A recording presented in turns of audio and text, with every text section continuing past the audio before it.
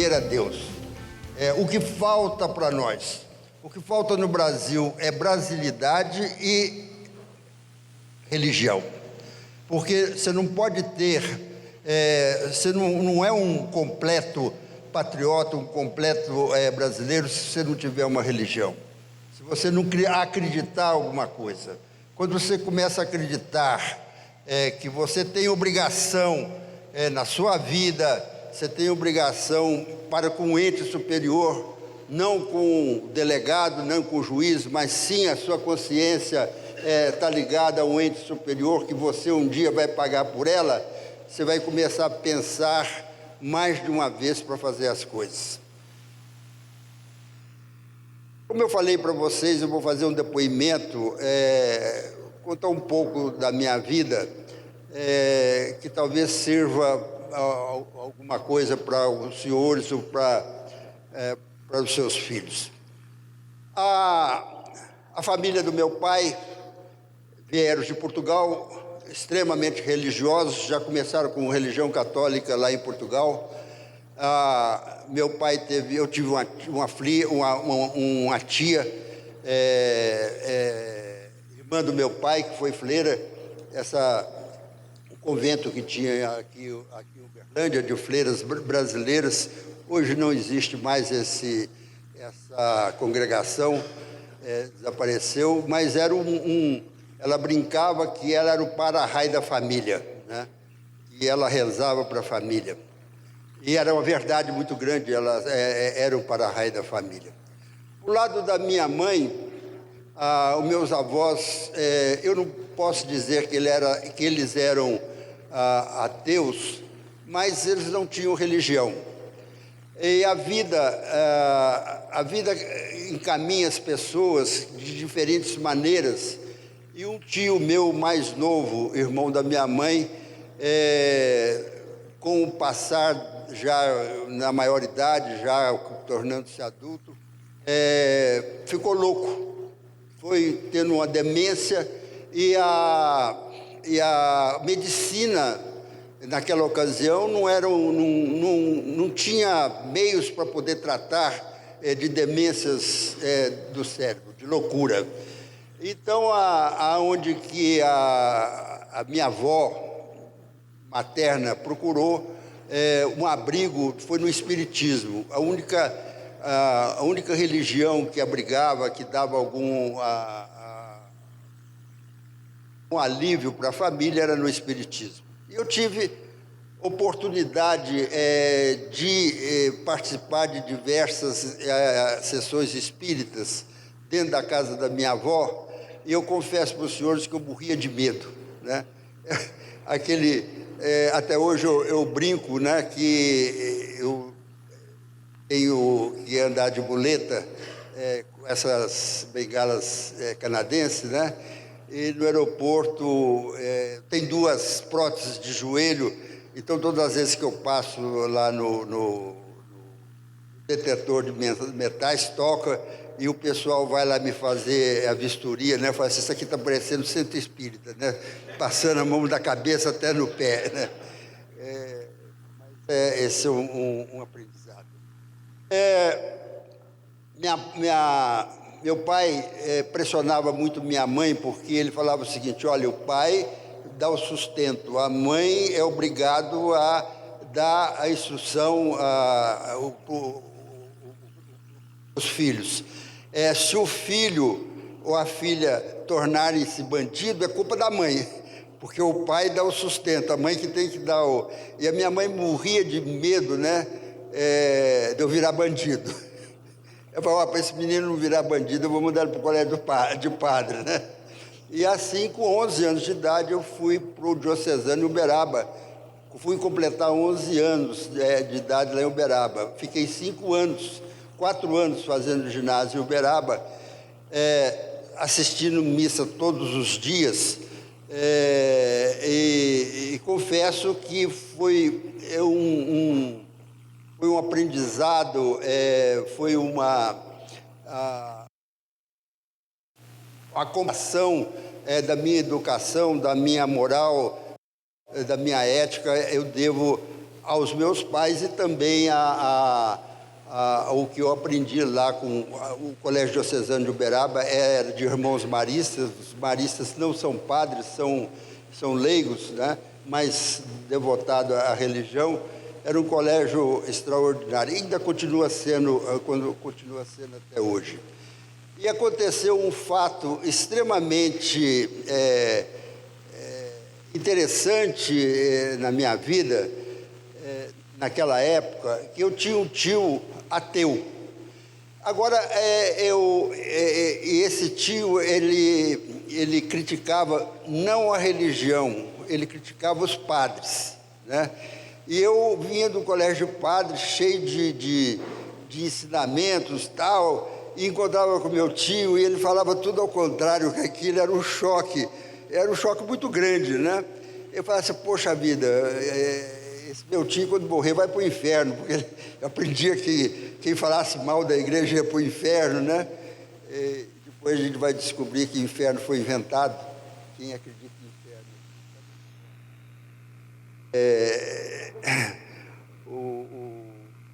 Então, essa posição do meu tio foi muito, muito bom para a minha vida, porque, por exemplo, lá no Diocesano, eles ensinavam para a gente o seguinte: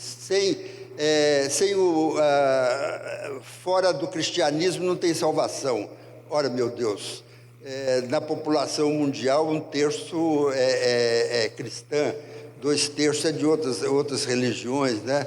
Então, será que só 2/3 só 1/3 que vai para o céu, os outros 2/3 vão para qualquer outro lugar, né?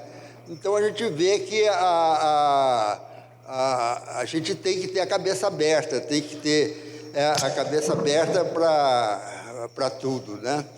E saindo do Diocesano de Uberaba, e o Diocesano de Uberaba era um colégio do ensinamento de moral tão forte que você podia deixar uma carteira sua com dinheiro em cima de um banco, que quem achasse pegava aquilo ali e entregava. Olha, quem perdeu, quem esqueceu, era um negócio assim imaginável como que funcionava. Eu saí de Uberaba e fui para o Ateneu Paulista em Campinas.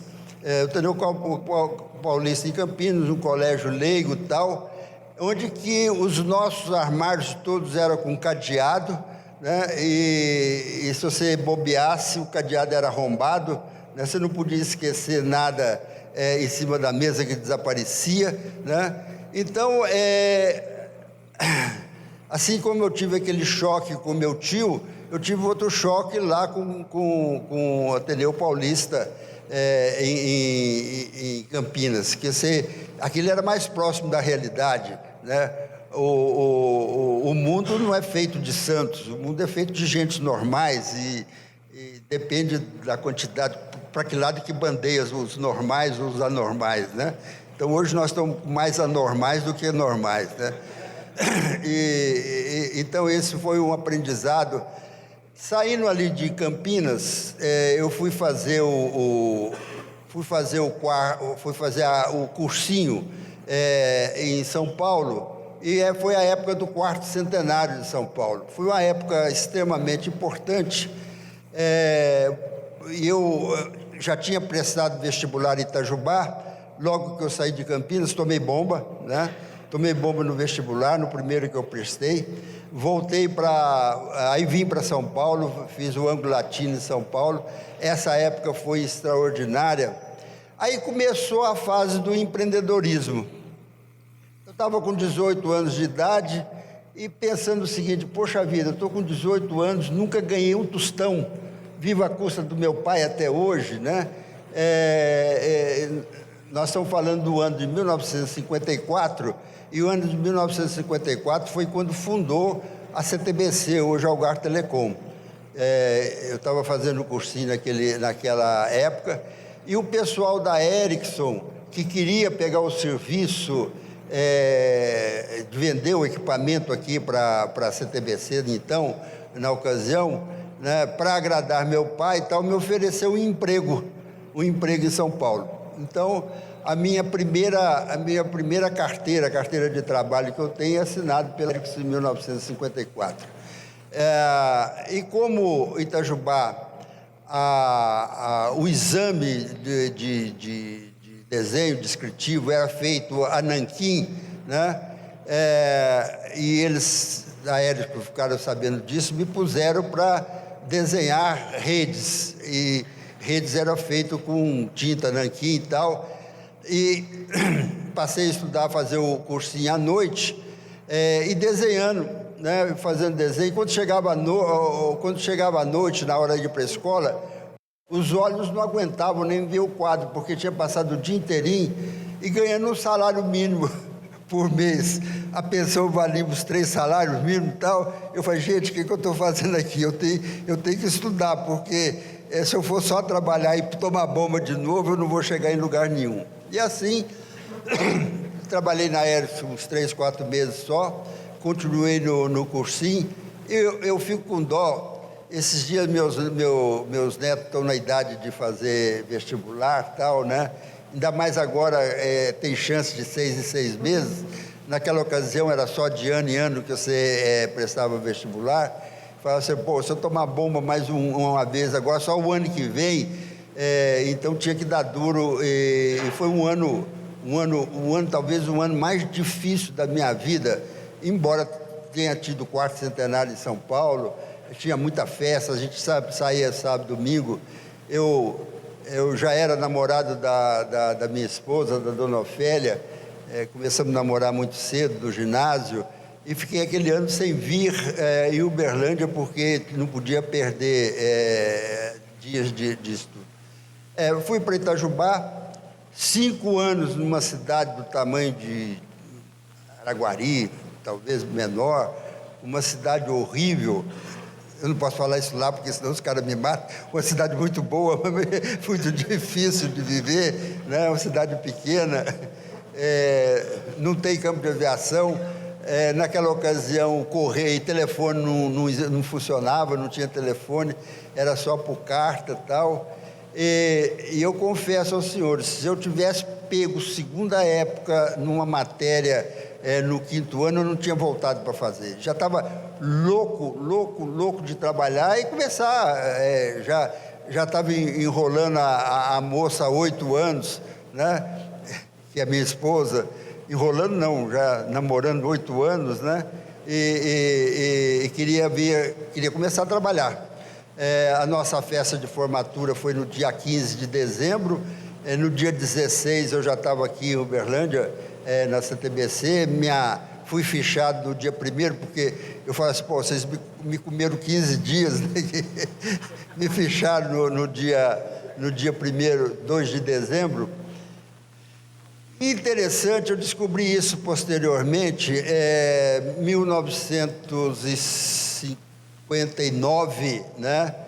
Para cada formando de escola de superior, Itajubá não era diferente do Brasil, nós tínhamos no mínimo 3 empregos para escolher, no mínimo 3 empregos. E o pessoal, os caça-talentos, né, iam para as escolas lá e começavam a oferecer qualquer escola que era melhor. E a minha turma de 59 saiu da escola com salário melhor do que do ano anterior, de tanto que era a procura. Era Uzi Minas, era Petrobras, era Volta Redonda, tudo que estava começando naquela ocasião e precisando de gente, pegando gente a laço. E eu vim trabalhar com meu pai em Uberlândia, ganhando menos do que os meus colegas, né? Então, eu tive que fazer a opção, ou trabalhar naquilo que um dia poderia ser meu, ou trabalhar numa outra empresa com um salário um pouco melhor. E eu não me arrependo não, porque nós viemos trabalhar aqui nesse setor. E o setor de telecomunicações, nessa ocasião, em 1954, era um setor muito sem resultados, sem resultados monetários. Era um setor extremamente regulado, mas o comendador, o Alexandrino Garcia, meu pai, acreditava em telecomunicações, como ele toda a vida ele acreditou, né? Ele acreditou, e a gente, aí eu quero trazer um depoimento para vocês. Acreditem naquilo que vocês estão fazendo. Se vocês estão trabalhando e não estão acreditando naquilo que vocês estão fazendo, vocês serão incapazes de passarem para outros a sua força interna. Você quando acredita naquilo que você está falando, que você tem confiança, você sabe que isso está certo, né? É uma força que irradia, que transmite, que não tem nada que segura. A gente teve a oportunidade de ver no comendador, ele transmitindo isso para nós que trabalhávamos junto com ele. É bom contar aqui que a família, o setor da família Garcia era o setor de veículos, máquinas de beneficiar arroz. Ninguém acreditava naquele setor de telecomunicações.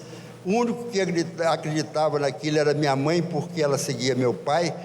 A mãe segue, as esposas seguem os maridos, e eu, que era o mais jovem, né, e que acreditava no meu pai, daquela confiança que ele tinha em transmitir para a gente, e entramos no setor de telecomunicações, e que foi muito bom. Não foi fácil, né? O sistema militar toda a vida querendo acabar com o setor privado de telecomunicações no Brasil como um todo, que eles conseguiram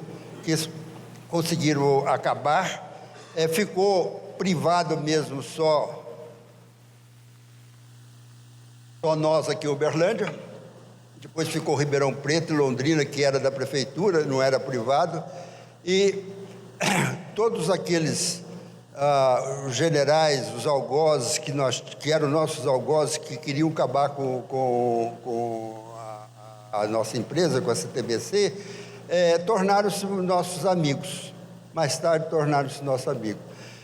Um grande algoz que nós tínhamos era o general Alencastro, que nós temos depoimento dele, que falava, ele falava assim: o Luiz tinha razão, né? Nós quisemos fazer uma companhia no Brasil muito grande, mas o sistema Telebrás, e não conseguiram fazer porque a política, o cabide de emprego tomou conta desse setor, e ele, como o general que queria uma telecomunicações sadia, tudo, quando viu tornar-se um cabide de emprego, ele falou assim: não, isso não dá para continuar desse jeito. Nós temos no Grupo Algar já há alguns anos que cada 2 anos nós temos a comenda Alexandrino Garcia. E a última comenda que nós tivemos aqui foi do comandante Conte de Oliveira, que foi ministro, um dos primeiros ministros das telecomunicações, o primeiro presidente da Telebrás e tal. É uma pessoa extremamente correta, exemplar. Eu gosto de contar esse fato, que o comandante Conte chegou em Uberlândia, vindo de Teresópolis, onde ele estava morando, e eu perguntei para ele assim: comandante, o senhor hoje à noite, o senhor vai na solenidade com esse paletó? Ele virou para mim e falou assim: e não está bom?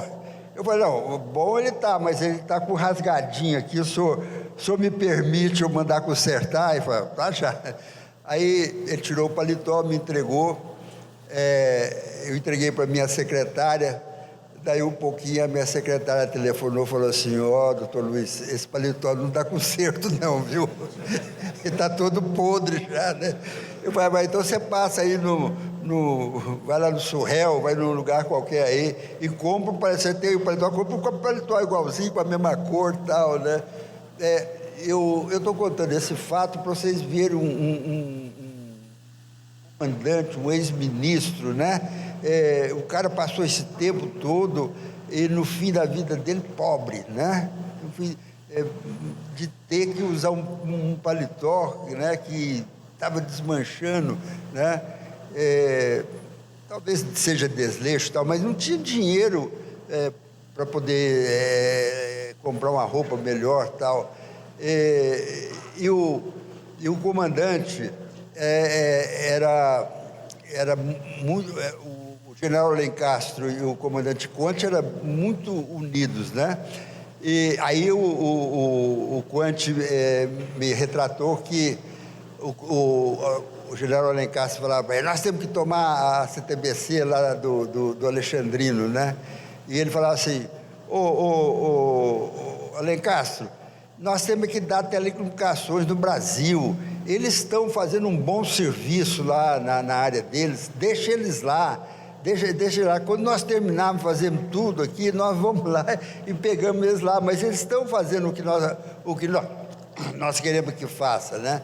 Então a gente ficou sabendo. Isso deixa a gente extremamente feliz, satisfeito, porque quando você trabalha, né, o que nós aprendemos lá na religião?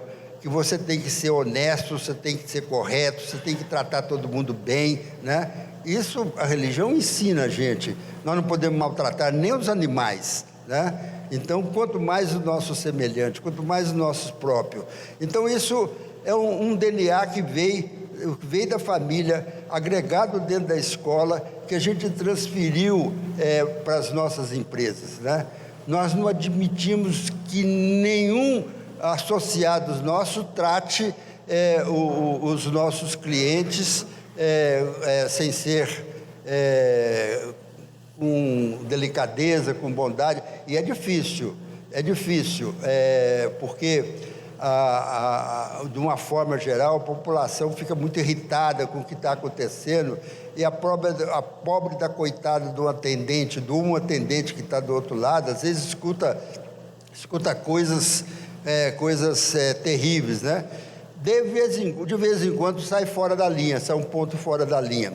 Mas talvez vocês não saibam, mas eu vou informar vocês que todas as comunicações telefônicas são gravadas.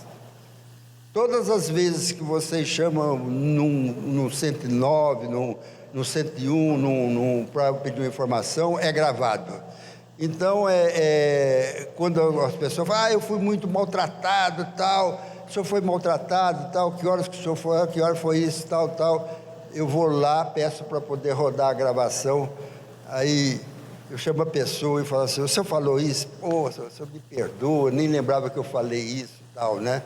Porque a pessoa, às vezes, no calor da brabeza, tal, e me fala despropérdios para atendente, né?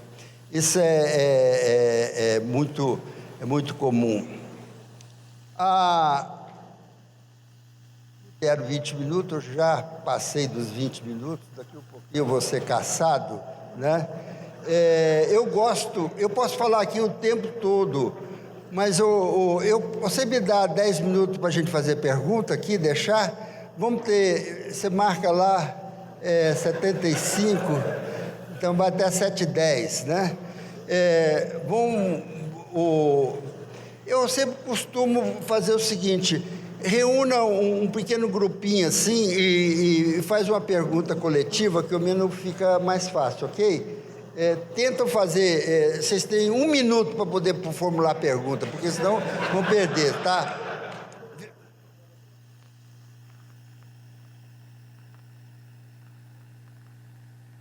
Sou Antônio Malheiros, trabalho no Grupo Martins, tenho muito orgulho de conhecer o senhor e a trajetória da Algarve. Sou do Rio Grande do Sul, vindo de perto de Maringá. Então, se o senhor desse uns 2 minutinhos para nós, contando o que será Uberlândia em 2100, esse projeto. Olha, esse projeto 2100, ele é inspirado, Uberlândia 2100, ele foi inspirado no Algar 2100. O Algar 2100 começou há 30 anos atrás, né? Nós estávamos numa reunião fazendo planejamento de 5 anos, aí eu perguntei na plateia: quem que vai estar 5 anos aqui? Todo mundo levantou a mão, eu falei, poxa vida, todo mundo está legislando em causa própria, né? E 10 anos, e 50 anos, né? Ainda teve alguém que levantou a mão. Falei 100 anos, aí todo mundo, ninguém levantou a mão mais, né? Então a gente, quando planeja a longo prazo, tal, você vive, né? Eu já vivi o ano 2100, porque a gente já planejou lá em 2100 e tal. Obrigado. Muito obrigado. Então, quando eu completei 80 anos de idade, eu falei, gente, o ano passado, né? Eu falei assim, nós temos que fazer alguma coisa para Uberlândia. Nós temos que fazer alguma coisa para a nossa região, porque qualquer prefeito que entra, ele faz plano para 4 anos e para mais 4 se for reeleito e tal, e as cidades têm plano para muitos anos, mais de 100 anos, né?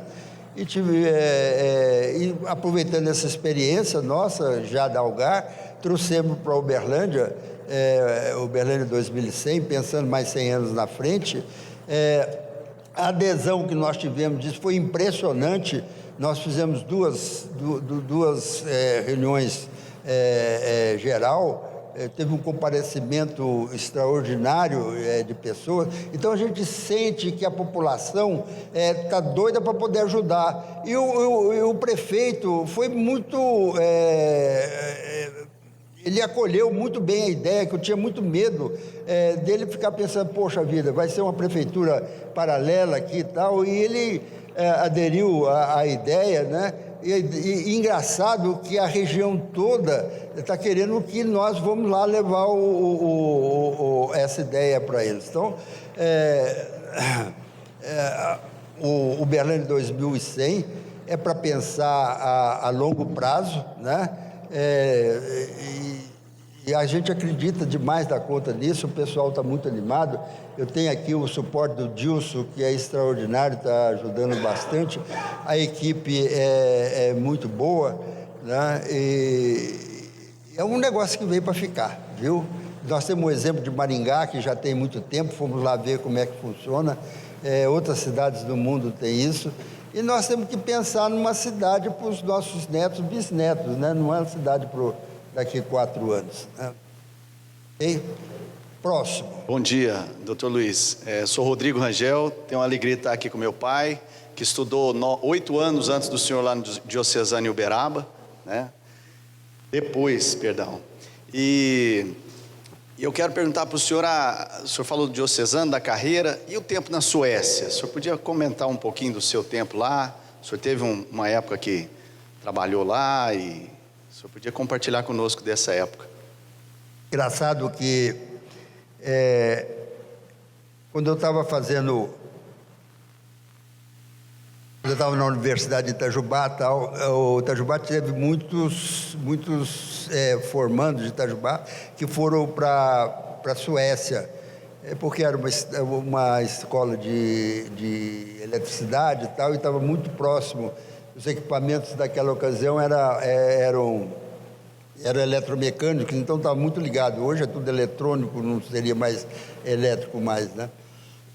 E eu também me candidatei e fui aprovado para ir para a Suécia, né? Formar e ir para a Suécia. Mas eu tinha que casar, eu tinha que casar, eu precisava de casar, já estava enrolando a moça há muito tempo, né? Apesar que o pai dela não era muito bravo, mas ela era muito brava, né? Falei, pô, vamos resolver esse problema, né? Eu trabalhei 1 ano aqui em Uberlândia, que foi extremamente bom, porque eu saí do campo da escola e entrei no campo da prática, né? E depois de 1 ano eu tive um entreveiro aqui com um associado nosso. Tinha 2 coisas. Um de nós 2 não podia ficar na empresa, né? E quando eu falei para o meu pai que eu ia para a Suécia, ele quase falou, mas o que aconteceu? O que houve? Eu falei, não houve nada não, eu quero ir, tal. Depois ele descobriu o que tinha acontecido, né? Mas depois ficou tudo bem. E a Suécia foi extremamente importante, porque lá eu comecei a viver o Brasil 50 anos na frente, né? Tudo que eu vi na Suécia naquela ocasião aconteceu 20, 30 anos depois aqui no Brasil. Eu estou falando de 50 anos atrás, né?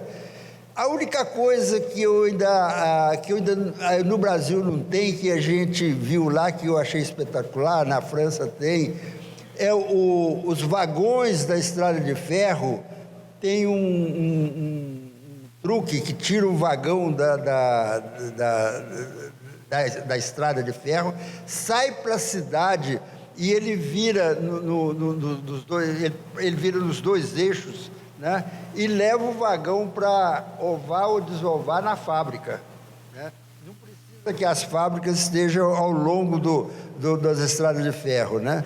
Isso eu nunca vi aqui no Brasil. O resto tudo aconteceu. Hoje você pode correr o mundo inteiro, porque tudo que acontece no mundo acontece aqui na mesma hora. Não dá para você ver o que vai acontecer mais na frente. Infelizmente hoje, ou felizmente, né? Nós tivemos agora recentemente no congresso, que acontece todo ano em Barcelona, nem é telefonia, é celular, não é de telefone, é só de celular. Tinha 100 mil convidados na feira. Olha o que é uma feira que tem 100 mil pessoas, né, vendo aquilo lá. E tudo que você vê lá, você sabe, olha, vai chegar aqui, vai junto, vai chegar aqui no Brasil junto. E dessa quantidade de inovações que tem, menos de 10% ficam. As outras 90% vão acontecer mais lá na frente, não está na hora, né? Então, é essa experiência que a gente tem. Doutor Luiz, assim que o senhor chegou, o senhor mencionou para mim que o senhor havia escrito algo para o Lula, que o senhor ia encaminhar para a assessoria dele hoje. Gostaria que o senhor compartilhasse, que o senhor fosse falar para ele, para nós.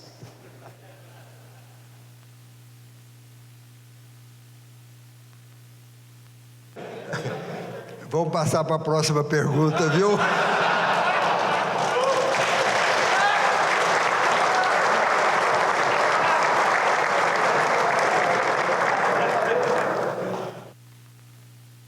Quero de público agradecer ao Dr. Luiz pelo apoio que foi dado a mim quando eu entrei lá em 69.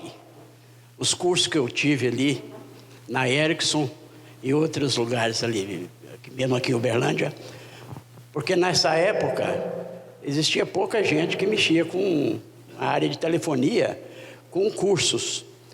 E naquela época eu passei a receber mais do que a maioria dos engenheiros da CTBC, porque foram 6 meses na Ericsson de estudo e mais outros cursos em Uberlândia. Isso aí foi o que propiciou a minha vida futura. E hoje, aposentado na CTBC, de público aqui, eu agradeço essa oportunidade, que o senhor me mandou para Patos de Minas, e ali eu tive oportunidade, embora um técnico novo, de tomar conta ali de uma área de Patos de Minas até Belo Horizonte, compreendendo 14 cidades. E nunca foi preciso chamar uma pessoa aqui de Uberlândia, um engenheiro, para ir lá resolver problemas. E eu agradeço essa oportunidade que o senhor me deu naquela época. Muito obrigado.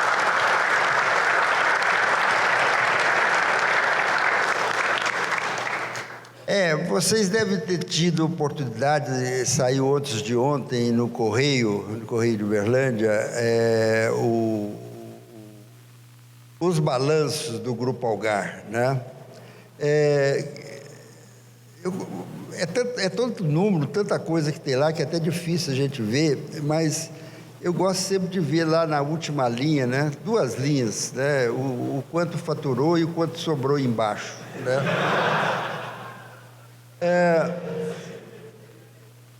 Olha, nós trabalhamos assim naquela margem mínima, né?